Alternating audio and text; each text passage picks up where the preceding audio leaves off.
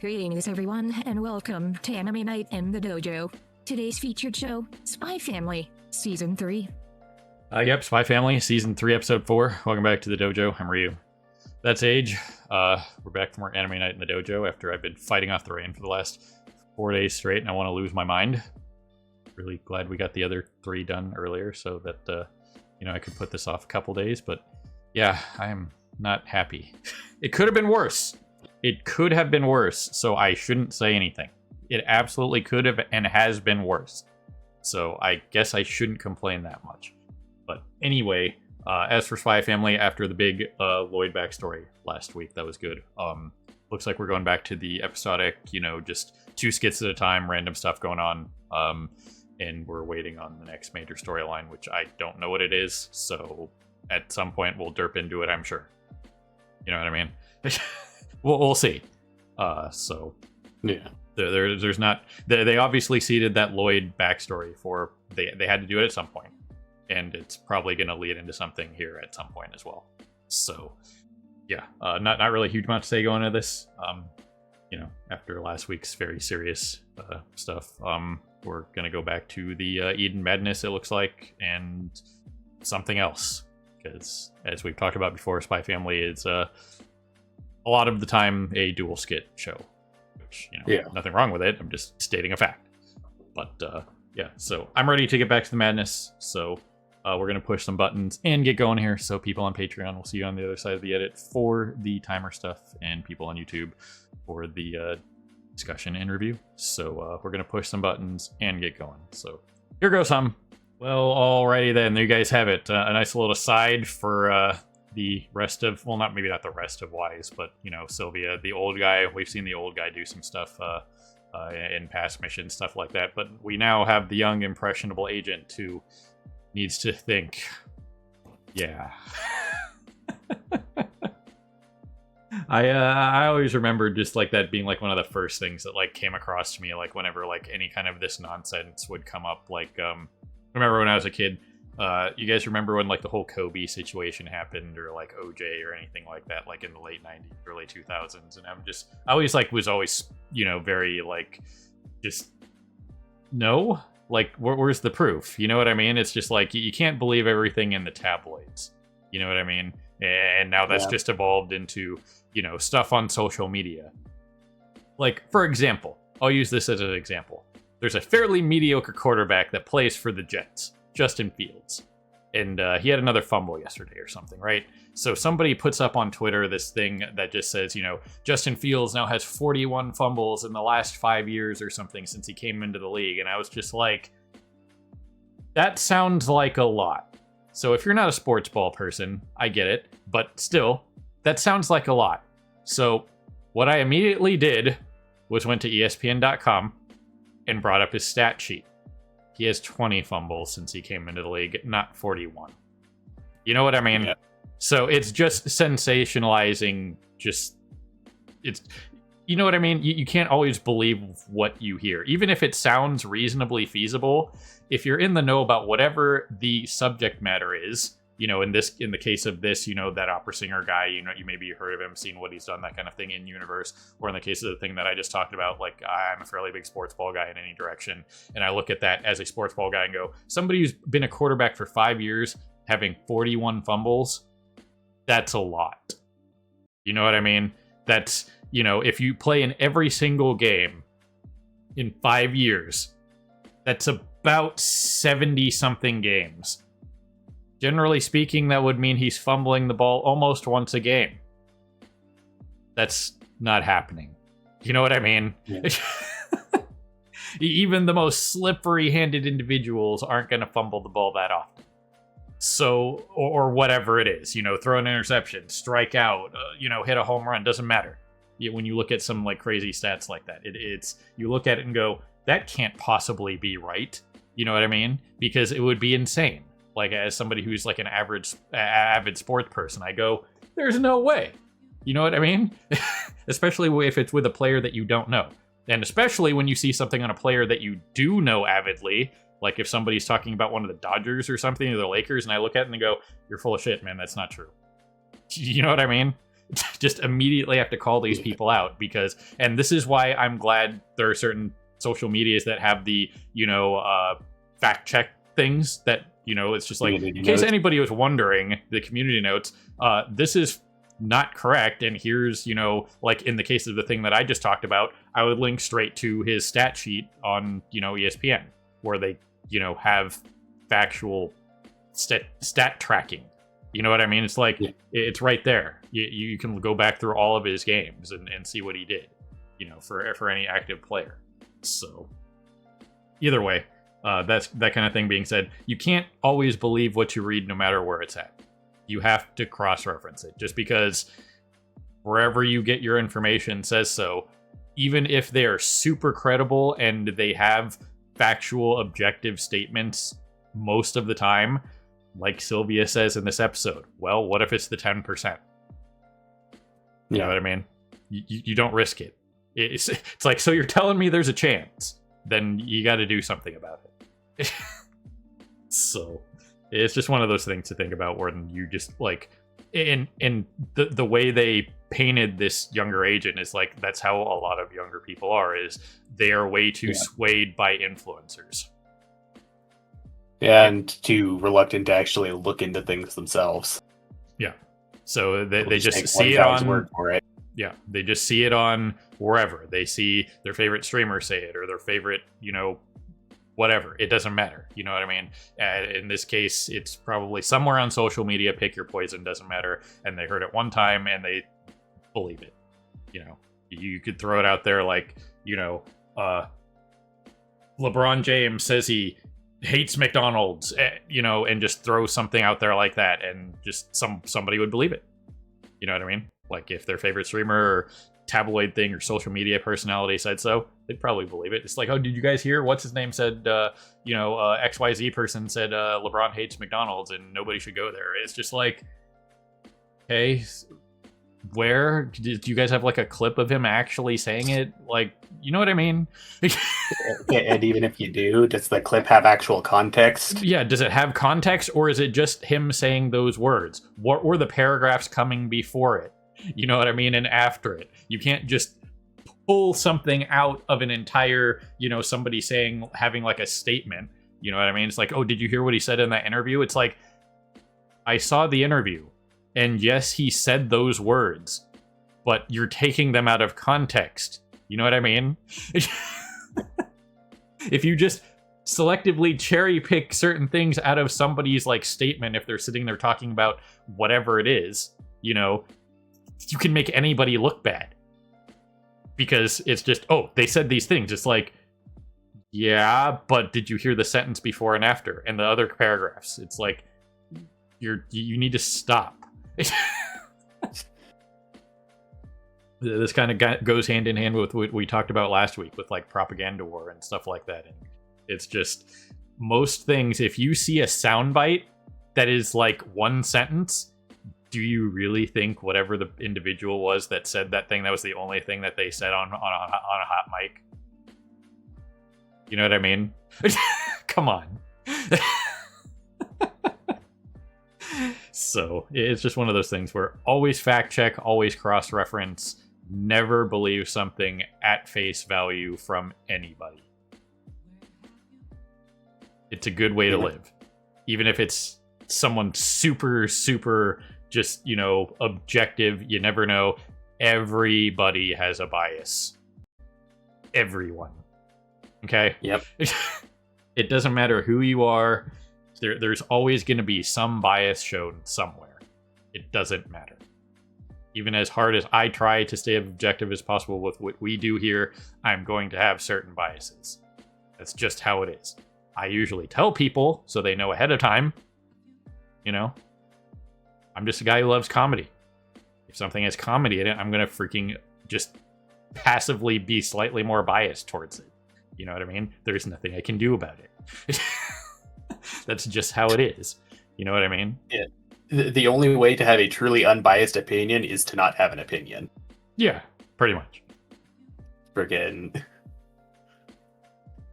Like, the only real example of a truly unbiased individual is the freaking speaker and has been. Yeah. Does not have any opinion or any input on the matter, just states exactly what the truth is. Yep. And that's incredibly hard to do. So, either way, I did like this episode for what it was, just kind of doing like the sidewise stuff, that kind of thing, showing how they like gather intelligence, stuff like that. We've always talked about in the show how like where they're at technologically and stuff like that. It's kind of like how Archer, you know, Archer was like, it looked like it was in the like the 80s kind of deal, but they had smartphones and stuff, you know, like GPS tracking, they had the internet, you know, that kind of thing. So it's always kind of interesting to see like what this, you know, their universe is at, that kind of thing. So we got to see some of that, how they handle certain things, you know, obviously like informants, like the kebab guy, you know what I mean? That kind of thing is always kind of interesting, how they have like just like random plants like that for here he is. So this kind of thing is always kind of neat when they have stuff like that, because this was a very real thing. Like street vendors are always good for this kind of thing because they see everything. You know what I mean? If they're just kind of standing around doing their job, at some point you're going to be looking out at the area in front of your stall and seeing what's happening. You can't not, unless you just stand there and stare at the freaking, you know, your counter. So having these kind of people like on the payroll, you know, that's why Frankie has his job. He's, you know, he sees a lot of things where he's at his stall, that kind of thing as well. So it's always nice when they actually show stuff like this. Yeah, food stalls, bartenders, and back when they were still a big thing, newsstands. Right. Or like the best freaking kind of people to get information from, because they just see and hear everything. Yep. Which, yeah, imagine like a new age newsstand where somebody's just like sitting there with like a bunch of screens, and it's just like got a bunch of like, you know, social media tickers going, and it's the guy's just there and he's just like taking tips or something like that, and you can like, it's like, I like what that guy said. You could like scan like some QR code, pay the guy for it or whatever. New business idea. If you get big doing that, give me like 1% for like thinking of the idea. But yeah, either way, I did like this skit for what it was, you know. Fairly classic, you know, public figure scandal. You know what I mean? For what it was, with a layer of truth behind it. You know what I mean? Yeah, the whole thing was the scandal was fabricated, and then the like exposing of the scandal was fabricated. So like the handler's always saying, it's like it's not black and white. There was actually a gray area in the middle of like he did have a mistress and he was fleeing the country, but it wasn't nearly as bad as they were painting it out to be. Right. And something similar, I think I've talked about this one. There was a big time football star a couple years ago. Forget his name, but 22 women accused him of certain things. You know what I mean? And well, this all happened after he criticized management. I'm just saying, could I believe that, you know, a person in his situation could use his, you know, fame and wealth to, you know, do certain inappropriate things in a massage parlor in this case? Absolutely. But to 23 different women, you know what I mean? So it's just one of those things where I could totally believe that he's done it. You know what I mean? But 23 times, you know what I mean? Yeah, the freaking Eddie Izzard used to have a skit about that where like it's all crime has a point where it becomes absurd. Where like, oh yeah, like some serial killer goes on a killing spree and kills 4 people. Oh god, that's atrocious. Some dictator is personally responsible for 500,000 deaths. He must get up very early in the morning. Right, yeah.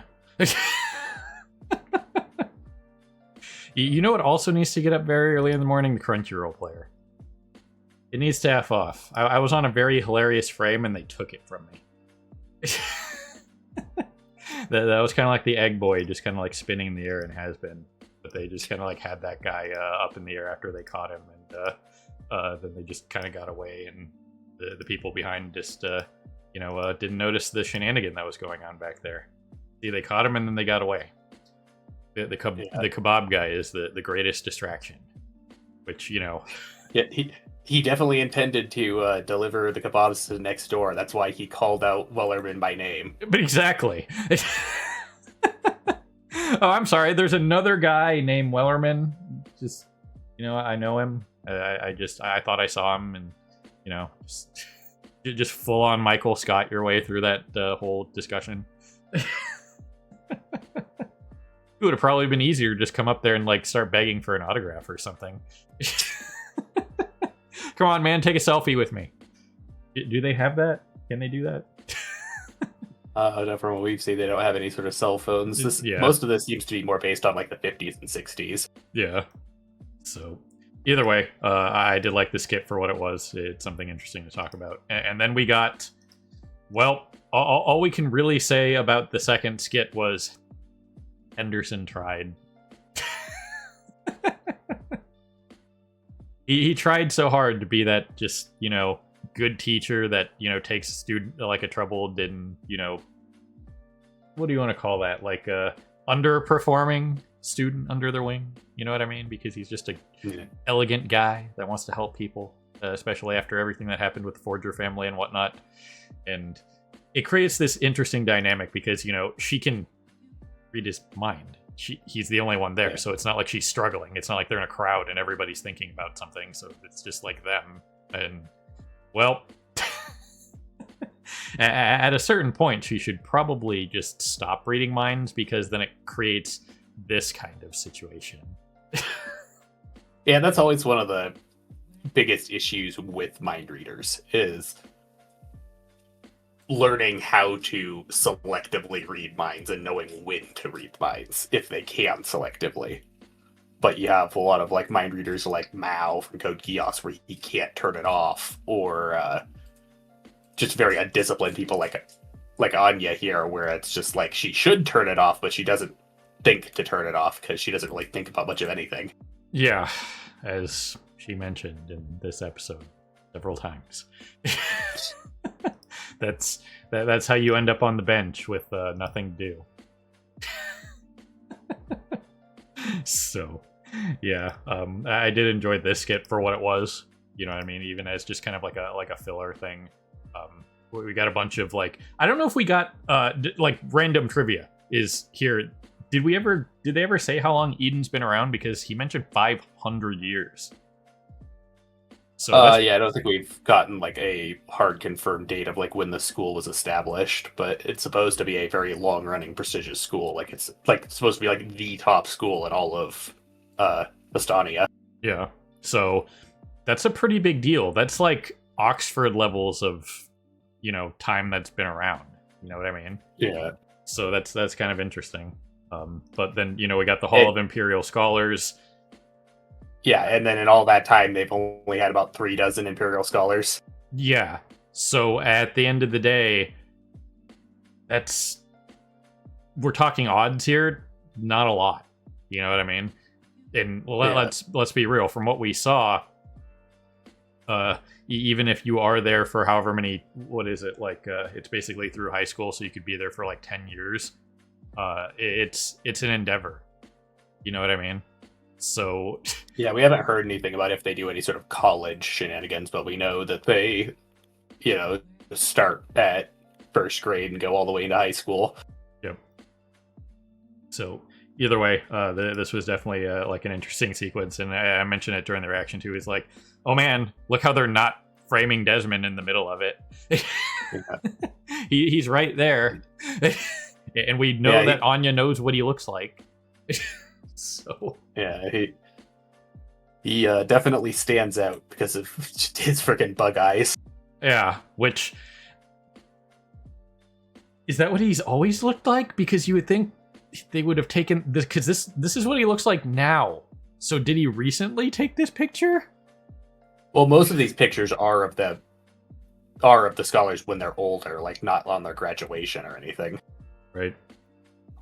So presumably, What wasn't? What did he say that this was the Imperial scholars who went on to do something major? Was that the deal with this hallway? Is that what this was? he didn't. No, he didn't like clarify that. He just said that these were all Imperial scholars, and that like commenting about how like it takes basically you being a prodigy in whatever it is you're trying to do to become one. Right. Because we saw, musicians, artists, sports ball people. I made the David Beckham joke during the the reaction there. Yeah, athletes. So, Yeah, we saw several people that look like scientists, some like librarians. There were sports people. There's a couple cooks, and we know Desmond's a politician. Yeah. So even if this kind of felt like a filler episode, that just in general, it had some fairly interesting, just like in-universe, just extra random stuff that is nice for a show to do from time to time. Just like the extra wise stuff, and then Anya having this moment, this like time with Henderson, that kind of deal. Or just if she took anything to heart, you know what I mean? Besides tea, snacks.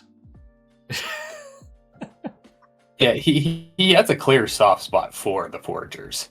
The problem is just that like he has a really hard time even understanding Anya, let alone actually reaching her. Right. Which, again, if she turned off the mind reading, maybe it could go better. Yeah, he had a pretty solid impression of her initially, but just every time she would read his mind, he would end up getting even more and more thrown off by what she was saying and doing. Yep. So, I don't know. It's its own brand of charm. So, we'll just have to see where it goes from here. But I'll have more to say next week with the like random one frame spoiler that when I saw it, I was just like, that's probably this person, right? Just to myself, just seeing that one just like still shot of the next episode when it was first like previewed in the sub, but I was just like, that has to be that person to myself. So based on the episode title of next week, it's probably the person that I think it is, but we'll just wait to talk about that. But every once in a while an episode like this is nice, just kind of like break it up a little bit. And as we saw there at the end of the day, Lloyd is still reeling from having a bad day and bad week. Yeah, he's super out of it already, and then just the sheer idea that she could potentially have gotten another Tenetrius bolt nearly knocks him out again. Meanwhile, she's coming more and more to the realization that people don't actually expect much of her. Yeah. Because like this here, she clearly... So like, really, that's what you expect out of this? Yeah. Kind of look she's giving him, and then earlier that's all I've got going for me. Yeah. If nothing else. What do you mean nothing else? Well, all she really has going for her is that she's friends with Becky. She's friends with Becky, rival friends with Damien, and she can read minds. Yeah, which, and where's that one thing, like in her last test, like Lloyd mentioned that she knew the answers. She knew most of the answers, but she misspelled stuff because it was in like some different language or whatever. So at least that's some progress, right? I mean, if you know the answer, but you like misspell it, you know what I mean? Like I've seen that in like Jeopardy or something where like somebody misspells something, but they clearly knew the answer was like the Mediterranean or whatever, but they spelled it wrong. You know what I mean? It's like, well, yeah, we know what you meant. You know what I mean? And sometimes they give it to them, but sometimes spelling is important. But not all the time. There's certain like big words out there where it's just like, I don't know how to spell this, but I know what it is. You know what I mean? And sometimes you forget to pose your answer to the question. Yeah. What? Oh, I'm sorry. What is an asshole? So, either way, I'm definitely looking forward to next week because I believe there are going to be some serious shenanigans. So, once again, Yeah. in the bias side of comedy, I'm excited. So, anyway, that's all I got for this week. You got anything else, Age?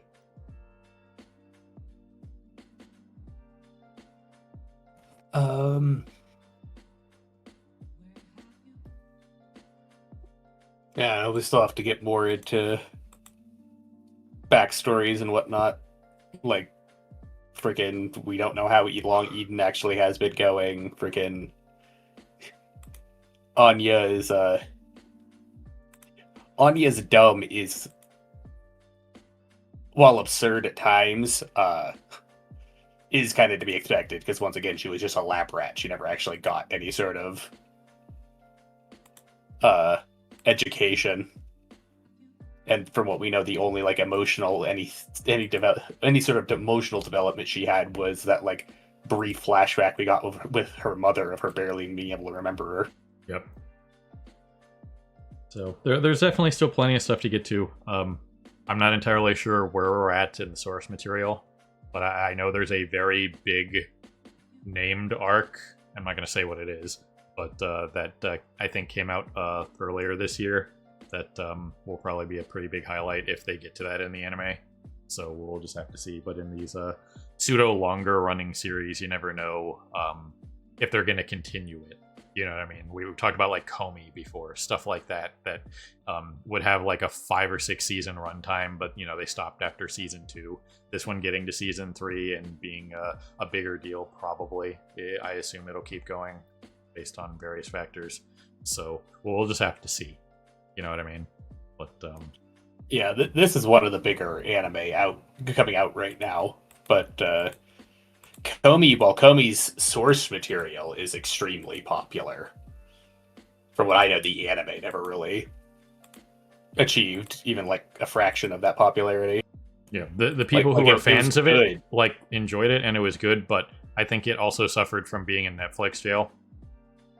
Yeah, friggin'. It was a good anime, but yeah, it didn't get anywhere near the popularity that the manga had. Yep. So, anyway, all that stuff aside, ladies and gentlemen, people of YouTube, beyond whoever you're watching, as always, we appreciate you stopping by and hanging with us here in the dojo for more Anime Night in the dojo in this week. Bye, family. Season 3. Yeah, where are we? That's where we're at. I'm losing track of everything because of the moments. Season 3, episode 4. So, have a good morning, evening, afternoon, whatever it is for you. Have a good one. See you next time. Hey everyone, Victoria here. If you enjoyed the video, please consider pushing those like and subscribe buttons. Your support is greatly appreciated. Thanks again for your time, and we hope to see you again in the future.